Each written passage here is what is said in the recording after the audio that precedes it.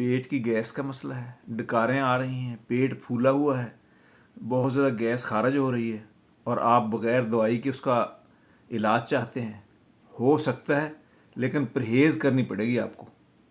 सबसे पहले तो वो ग़िज़ाएँ, वो सब्ज़ियाँ जो गैस पैदा करती हैं, और आपको पता है कि जब भी मैं ये चीज़ खाता हूँ तो मुझे गैस की तकलीफ़ हो जाती है, तो इसलिए उससे परहेज़ करना है, उसको छोड़ना है।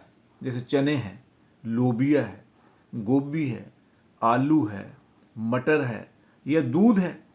और फिर इसके अलावा सिगरेट स्मोकिंग है, इससे भी गैस होती है। या गैस वाली बोतलें हैं, सोडे हैं, इनसे भी गैस की तकलीफ़ होती है। या फिर अगर आपको कब्ज़ है तो उसका इलाज करना पड़ेगा। कई दफ़ा जिगर के मसाइल होते हैं, उससे गैस की तकलीफ़ हो जाती है, उसका इलाज करना पड़ेगा। फिर कई दफ़ा दवाइयाँ जो ताकत की खा रहे हैं, एंटीबायोटिक्स ले रहे हैं, उनसे गैस हो जाती है। या फिर आपका लाइफ स्टाइल ऐसा है, खाना खाते ही वहीं सो गए कि बस जी मैं तो खाना खा लेता हूँ, मुझसे तो उठा ही नहीं जाता, बस उधर ही लेट गए। या इंडोर टाइम ही ज़्यादा गुजार रहे हैं, खाना खाते ही टीवी के आगे बैठ गए, मोबाइल को छेड़ लिया और फिर उसके बाद गप्पें शुरू कर दी, वहीं लेटे रहे।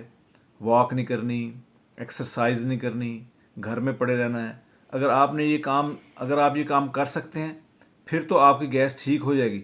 और अगर आप ये काम नहीं कर सकते, ये परहेज़ें नहीं कर सकते, इन चीज़ों का इलाज नहीं कर सकते, तो फिर बग़ैर दवाई के आपका इलाज नहीं होना, फिर सारी उम्र दवाइयाँ ही खाते रहेंगे। Thanks for watching. अल्लाह हाफिज़।